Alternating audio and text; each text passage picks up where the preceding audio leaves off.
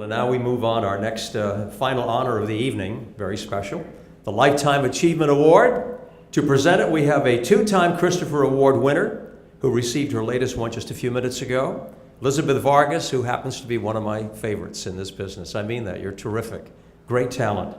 She's been with ABC News for 2 decades. She followed in the footsteps of Barbara Walters 14 years ago when she started anchoring the network's flagship news magazine, 2020. Elizabeth also became, a New York Times bestseller author with the release of her 2016 memoir, Between Breaths, a memory of panic and addiction, a memoir. At the end of this month, Elizabeth will be taking her investigative journalistic skills to A&E for a new chapter in her professional life. I know you're going to be doing great, and we're thrilled to have you here tonight. She is one of our very special people, Elizabeth Vargas, ladies and gentlemen, to present our Lifetime Award.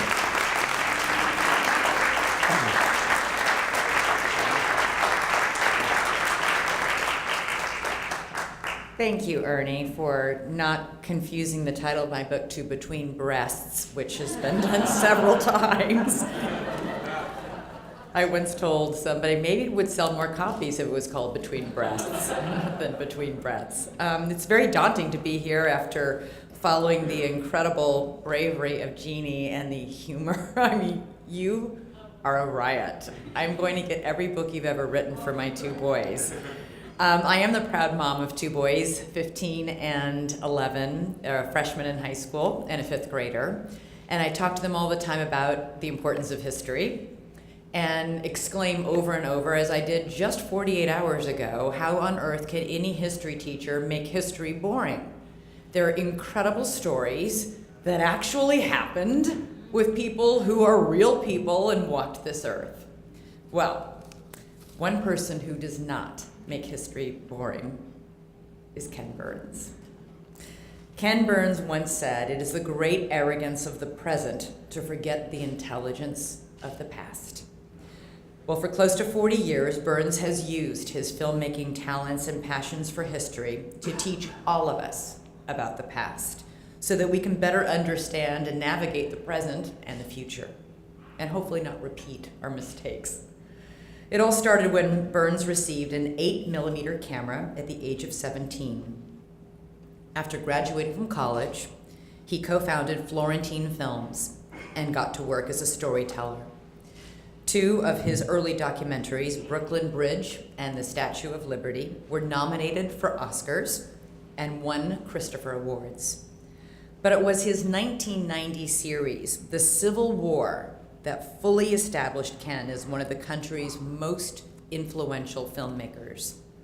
Called a masterpiece by critics, The Civil War became the highest-rated series in the history of American public television and won more than 40 major film and television awards. And if you've watched this extraordinary series, it's easy to see why. Burns approached this topic not as a reporter with dry facts or as one of my son's boring history teachers, but he approached it as an emotional archaeologist. He used commentary, music, photographs, archival footage, and narration from letters and journals. And he used them in a way that touched viewers' hearts and minds and souls, and allowing us in the modern world to feel a human connection with those people, those long dead historical figures. Burns' success continued with many more documentaries, including the Christopher Award winners Jazz, The War, Horatio's Drive, and Not for Ourselves Alone, the story of Elizabeth Cady Stanton and Susan B. Anthony. Just last year, Ken's latest film, The Vietnam War, wove the compelling stories of American and Vietnamese combatants into a larger historical narrative. He has already got new projects lined up through the year 2030. They include a history of country music, the history of crime and punishment in America, the American Revolution, and much more. One of the most and many outstanding features of Burns's work is that while his films often celebrate America. They don't shy away from its flaws or its failures. All of us are combinations of our vices and virtues, he believes, and we need to know what we've done wrong before we can move in the right direction and not repeat those sins of the past. The Christophers are happy to present Ken Burns with the 2018 Lifetime Achievement Award for using his talents to educate and inspire, and for reminding us about the great things we as Americans can accomplish when we work together for a common good. Please welcome Ken Burns.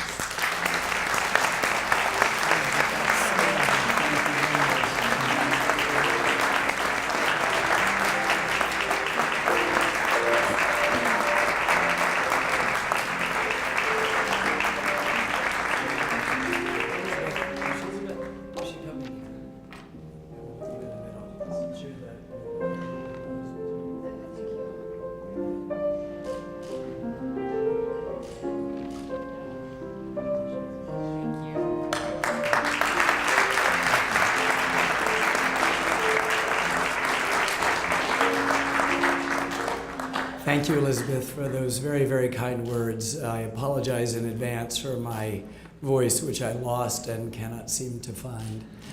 You'll have to live through my croaking a little bit. I feel very at home here. I've been here many times over the last 3 decades, and there is a sense of recognition and comradeship and fellowship that I feel in the impetus behind the Christopher Awards and in the people I meet here. So first let me say congratulations to all of this year's winners. It's an incredibly select group, and it represents the highest kind of aspirations of the human spirit. I feel like in many ways I've grown up here, and my oldest daughter, Sarah, who is 35 years old, was planning to sit right there where Tony is. But she got sick, I hope not from me, and couldn't be here. But I do remember and flash back to the moment when she was a year and a half old, when we were awarded a Christopher for our film on the Statue of Liberty. And she and my wife would go off into a corner and nurse and play and try to not disrupt the festivities. So in many ways, this does feel like a homecoming. And I remember Father John so well, and he keeps up with me now and then, and many of the other extraordinary women who actually do, as you know, Father, all the work here. Right, Ernie? I also feel compelled to inoculate myself, if you'll permit me for just a second, after the incredibly generous introduction. I live in a tiny village in New Hampshire. I drove down this afternoon, and I have on my refrigerator an old and now faded cartoon that shows 2 men standing in hell, the flames licking up around him, and one guy says to the other, "Apparently my over 200 screen credits didn't mean a damn thing." And they don't, of course, and that is why we have the Christophers to remind us that the things that we do in this business of ours require something more than the pursuit of the bottom line, the almighty dollar, and some glory in this short passage, but in fact aiming a little bit higher than that. And that's what we've struggled to do, tried to do in the works we've done over the last 40 years. This morning, a friend of mine sent a quote to me, unaware that I was coming here. He was reading a book by the novelist Richard Powers called The Overstory. And he said that he came across this line in the book, and he thought he'd share it with me. He said, "The best arguments in the world won't change a person's mind. The only thing that can do that is a good story." And I think one of the things that unites us here, besides a sense that there's something bigger than us going on here, right now, is the power of stories to communicate complex things about our human experience. And I am interested in that power of story, and I'm interested in the power of history, not just the old top-down history, which would try to convince you that it's American history is the only is only the story of great men, capital G, capital M, and not just those recent pessimistic stories that have entered our history, voices that seem to suggest that American history is only a catalog of white European crimes. I'm interested in listening to the voices of a true, honest, complicated past that's unafraid of controversy and tragedy, but equally drawn to those stories and moments that suggest an abiding faith in the human spirit, and particularly the unique role this remarkable, but sometimes also dysfunctional, republic seems to play in the progress of mankind. That quite simply has been my creed, my mantra, the lens through which I have tried to see my histories, my stories over these last 40 years. You know, I realize that I have in some ways made the same film over and over again. Each film asks one deceptively simple question: who are we? Who are those strange and complicated people who like to call themselves Americans? What does an investigation of the past tell us about not only where we've been, but where we are, and most important, where we may be going? And while you can never answer that question, you can try to deepen it with each successive project. And in some ways, you begin to realize that who are we is a very safe and distancing question from the much more critical one: who am I? What is my relationship here? What am I doing here? What am I supposed to be doing? As we've talked about. You know, American history is a loud, raucous, exquisite collection of voices that in the aggregate often combine to make the sweetest kind of music I know. And we've tried to put together or listen to this music in the films that we've made. It is a kind of emotional archaeology that we are interested in, straining, listening to the ghosts and echoes of an almost inexpressibly wise past that paradoxically points us confidently towards those future horizons that will comprise our future, not just as a country, not just as corporations and communities, but as individuals. And that's been my work all along, and trying to find in those stories the way in, to find in the atom the same architecture as the solar system, as above, so below. You know, we are fond of saying, with regard to our history, that it repeats itself. It does not. It never does. And we're awfully fond of a phrase often attributed to George Santayana, that we are condemned to repeat what we don't remember. It's a wonderful phrase, but not true either.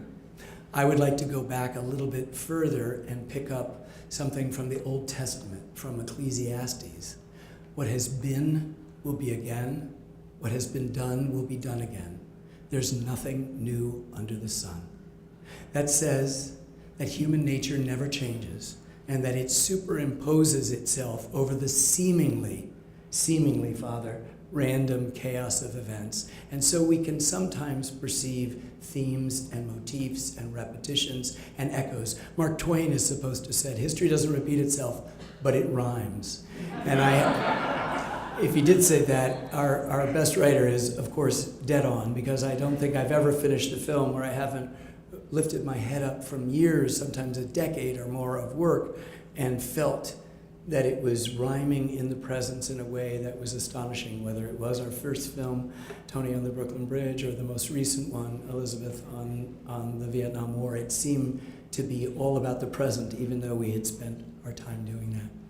And so I have felt over the years in the pursuit of these projects a special kinship and affinity with the Christophers here and their idea that it is better to light one candle than curse the darkness.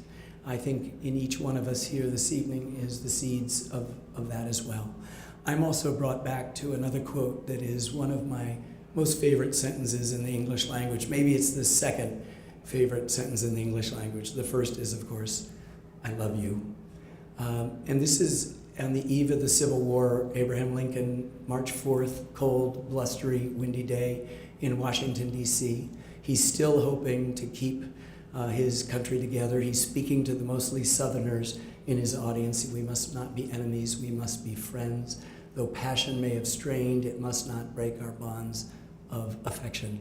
But then this poet president went on in one of the greatest sentences ever constructed that I love. He said, the mystic cords of memory stretching from every battlefield and patriot grave to every living heart and hearthstone all over this broad land, will yet swell the chorus of the union when again touched, as surely they will be, by the better angels of our nature. It is my great privilege to accept this, what I hope is not a lifetime, I've got some work to do, award, God and funding willing, and on behalf of all that the better angels of our nature signifies, particularly with this group this evening, I thank you from the bottom of my heart.